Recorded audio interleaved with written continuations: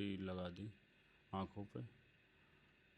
बस पट्टी लगाई, उसके अलावा उन्होंने कुछ हमें बोला नहीं। कोई वो टच नहीं किया, हाथ टच नहीं किया, कोई गलत शब्दों का प्रयोग नहीं किया।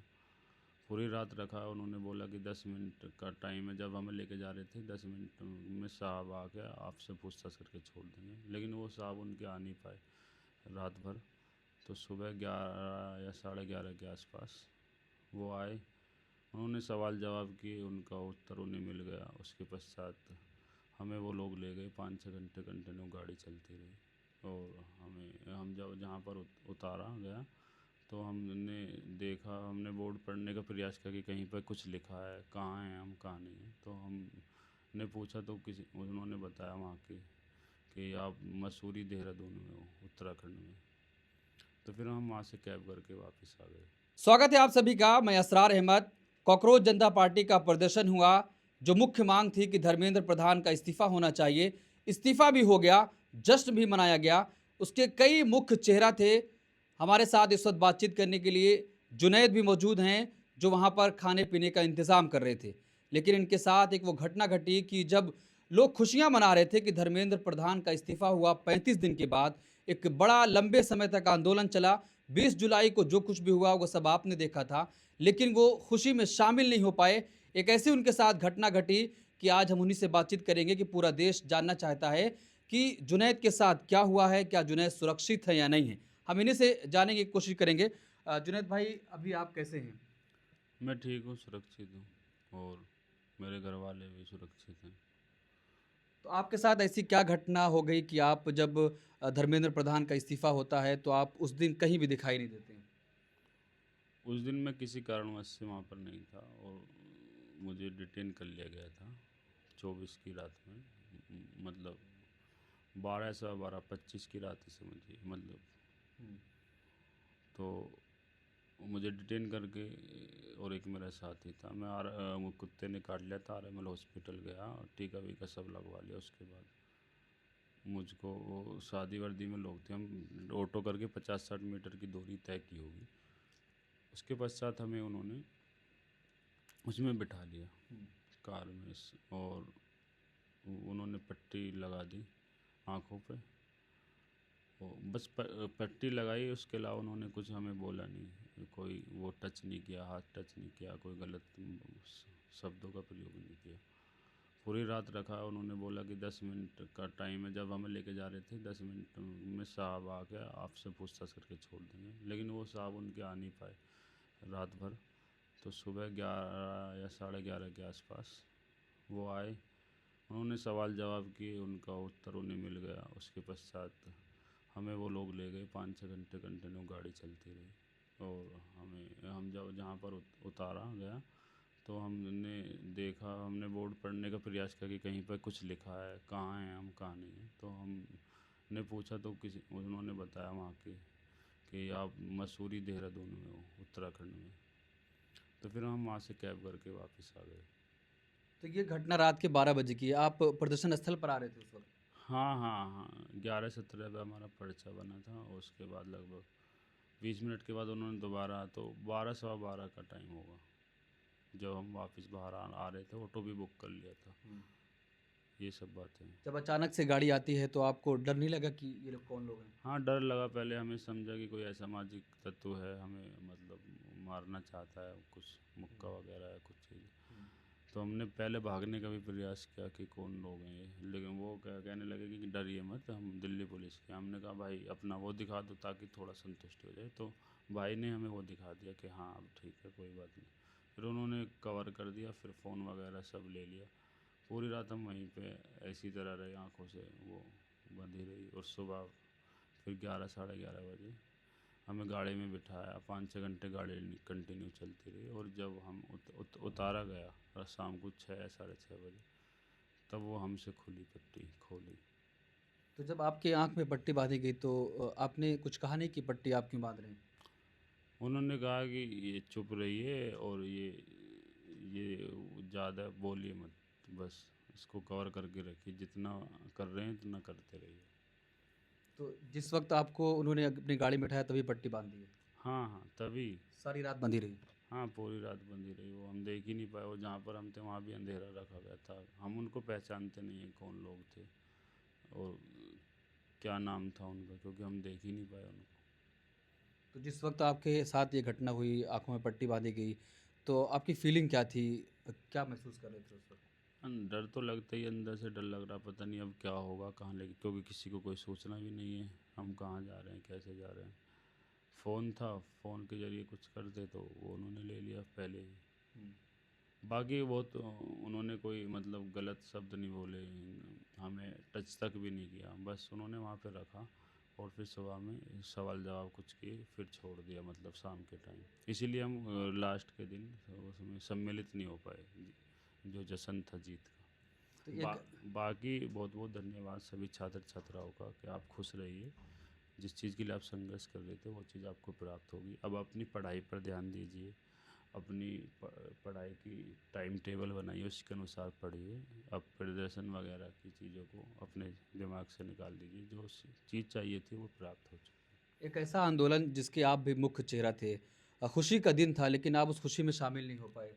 हाँ, अंदर से बहुत मतलब फ़ील हुआ और अंदर से दिल भी भरा कि कम से कम लास्ट टाइम पे जिन लोगों के साथ पूरे महीने भर से भी अधिक समय तक रहे, उनको लास्ट टाइम कम से कम हाथ टच करते, हाथ मिलाते, उनको उनसे बात करते, लास्ट एक दो शब्द। बहुत बहुत सारे आदमी ऐसे भी हो सकते हैं जो जीवन में हो सकता है दोबारा आप कभी ना हम मिल पाएँ, क्योंकि हम उनको नहीं चेहरे से पहचानते हैं, उनके एड्रेस नहीं जानते, उनके नंबर्स हमारे पास नहीं हैं। बहुत सारी बातें हैं, तो उस चीज़ को तो मिस करना ही था। आदमी अगर अपन जानवर भी पालता है उससे भी मोहब्बत हो जाती है, वो तो फिर भी मानव जाति है, इंसान है, तो उनसे तो स्वाभाविक है। वो हम जात या धर्म के आधार पर नहीं कह रहे हैं, वो चाहे किसी भी धर्म जाति समुदाय के, तो हर तरीके के लोग बात थे। मेरे मेरे साथ थे नीरज शर्मा जी और पांडे जी थे, एक और भाई था यादव, सब रमनदीप भाई थे जो सिख भाई हैं हमारे, सब मतलब एकजुट थे। बहुत सारे लोग थे वहाँ पे। हम बिना किसी लिंग के, जाति के, धर्म के, भाषा के आधार पर कोई हमारे अंदर बंटवारा नहीं था। हम एकत्रित थे, संगठित थे, इसलिए हम ये सब कर पाए और इसलिए हमें जो है ये सब प्राप्त हो पाया। तो आपको ये पता चल पाया था कि धर्मेंद्र प्रधान का इस्तीफा हो गया है? हाँ हाँ, वो रास्ते में जब हम आ रहे थे तो वो न्यूज़ सुन रहे थे, तो उन्होंने उसमें हम सुना कि धर्मेंद्र प्रधान ने लगभग दोपहर का टाइम था कि धर्मेंद्र प्रधान ने अपना रेजिग्नेशन जो है वो सौंप दिया है। तो हमें पता चल गया था, उन्होंने भी बताया था कि आप भी खुद, जो हमारे जो वे थे, हम दिल्ली पुलिस के भाई थे हमारे, उन्होंने बताया कि अब तो खुश हो आप, जो जिस चीज़ के लिए संघर्ष कर रहे थे वो आपको प्राप्त हो गया है, उनका इस्तीफा हो गया है, अब खुशी खुशी घर जाना, अब कहीं मत जाना, आराम से अपना सामान्य जीवन जियो। हाँ। तो आपको क्या लगा था कि आप भी उस खुशी में शामिल हो पाएंगे? प्रयास था हमारा, हम तो उन्होंने लेट छोड़ा 6 साढ़े 6 बजे, और इतने हम यहाँ तक आए तो आने में भी कई घंटे लगे, 11 12 बज गई, तो फिर इतने वो सब समाप्त हो चुका था, इसलिए हम उसमें सम्मिलित नहीं हो पाए, जिस जो हमें जीवन भर सालता रहेगा कि अंतिम क्षणों में तो कम से कम साथ होना चाहिए था। जैसे भी कोई फल होता है और पक के आ जाता है तो आदमी उसको स्पर्श करके देखना चाहता है, फल तो प्राप्त हो गया लेकिन उसको स्पर्श करके ऐसे देखता है, कभी ऐसे देखता है, तो वो चीज़ नहीं हो पाई। लेकिन हम खुश हैं, हम ये वे चीज़ ज़रूरी भी नहीं थी, लेकिन ये जो इस्तीफ़ा था वो सब था, वो चीज़ ज़रूरी थी जो हो गई। और सभी बच्चे, सभी हमारे साथ के जो हमें देख रहे हैं, खुश रहिए और अपनी शिक्षा पर ध्यान दीजिए, पढ़ाई पर ध्यान दीजिए और फालतू की चीज़ों से मत रहिए। जिस तरह संगठित होकर यहाँ पर रहे हैं, बटे नहीं धर्म के आधार पर, जाति के आधार पर, लिंग के आधार पर, भाषा के आधार पर, उसी तरह जहाँ भी आप रहें वहाँ भी संगठित रहिए, एकत्रित रहिए। तो कितना आपको क्या दुख रहेगा कि आप उस खुशी के क्षण में शामिल नहीं हो पाए? हमने बताया तो वो तो स्वाभाविक सी बात है, दुख तो रहेगी, लेकिन अब क्या कर सकते हैं, वो उस पल को हम वापस लौटा तो नहीं सकते। बहुत सारी चीज़ें होती हैं और जीवन में बहुत सारी चीज़ें, आदमी बहुत कुछ प्राप्त करना चाहता है, सब कुछ प्राप्त नहीं होता। बाकी जिस चीज़ के लिए संघर्ष कर रहे थे अगर वो प्राप्त होगा, उससे बड़ी क्या बात हो सकती है, बस वो इसी में हम खुश हैं। जब पुलिस के अधिकारी वो आए जिनको कहा जा रहा था कि हमारे साहब आएंगे, तो क्या सवाल आपसे किया गया? फंडिंग वगैरह के बारे में कुछ सवाल पूछे गए कि आप इससे क्यों जुड़े, आपका क्या मकसद था? हमने कहा हम शुरू से ही छात्रों के लिए आवाज़ उठाते, हम खुद छात्र हैं अभी भी, तो हम उनके लिए आवाज़ उठाना, उनके साथ ने गलत तो हो ही रहा है। नीट के 20 से 22 अभ्यर्थी मर गए, हो सकता है उनके घर में किसी के घर में एक ही संतान हो और वही चला गया हो, तो आपने तो जीते जी उसको मरणासन स्थिति में पहुँचा दिया, तो अकाउंटेबिलिटी तो उनकी बनती थी। वो तो वो उस इस्तीफे की हम बात कर रहे थे, वो सब हो गया। तो आप पेशे से क्या करते हैं जुनैद भाई? हम पेशे से अधिवक्ता हैं और अभी भी छात्र हैं, मतलब जुडिशरी की हमारी तैयारी चल रही है। हाँ, तो ये कब से आपने मतलब ये जो एक्टिविज़्म आपने किया दिल्ली के जंतर मंतर पर, क्या इससे पहले भी ये सब कर रहे थे आप? नहीं हमने यहीं पे किया, इससे पहले आंदोलन में मैं सम्मिलित रहा। अच्छा, किसान का आंदोलन हुआ था 12-13 महीने, वहीं पर हम रहे, वहाँ पे हमने भी किसानों के लिए भी संघर्ष किया। और दुर्भाग्यवश 750 से अधिक हमारे किसान भाई उस बीच हमारे बीच से चले गए, लेकिन अंततः उसमें भी हमने सफलता प्राप्त की और सरकार को झुकना पड़ा था, क्योंकि वो गलत थे कानून। और वो उनको 3 कृषि कानून कहते थे, मैं उनको काले बिल कहता था। अच्छा, दिल्ली के जब जंतर मंतर प्रदर्शन चल रहा था, बहुत सारे लोग थे जो मुख्य चेहरा थे, किसी के साथ ऐसा नहीं हुआ, सिर्फ आपके साथ दिल्ली पुलिस ने आपको डिटेन किया, वो भी जाकर उत्तराखंड के मसूरी में छोड़ कर आते हैं। तो ये आपके साथ ऐसा क्यों हुआ, क्या सोचते हैं आप? पता नहीं इसके पीछे क्या कारण होगा, कि वो हो सकता है ऊपर से कुछ आदेश आए होंगे और उन्होंने मजबूरी बस मुझे उठाया होगा, लेकिन उन्होंने सुरक्षित छोड़ दिया, उसमें कोई बात नहीं। मैं उनका धन्यवाद देता हूँ। आप खुश रहिए और सदा मुस्कुराते रहिए, जीवन में आगे बढ़ते रहिए। जब आपको मसूरी में उतारा गया तो आपसे क्या कहा गया? तुरंत आपकी पट्टी खोल दी गई, पुलिस वालों ने खोला या आपने खुद खोला? नहीं, उन्होंने उतार दिया था, बोला था कि 5 मिनट के बाद पट्टी खोल लेना और 1 घंटे के बाद मोबाइल खोलना। तो हमने थोड़ी देर बाद खोल लिया पट्टी, जब वो चले गए।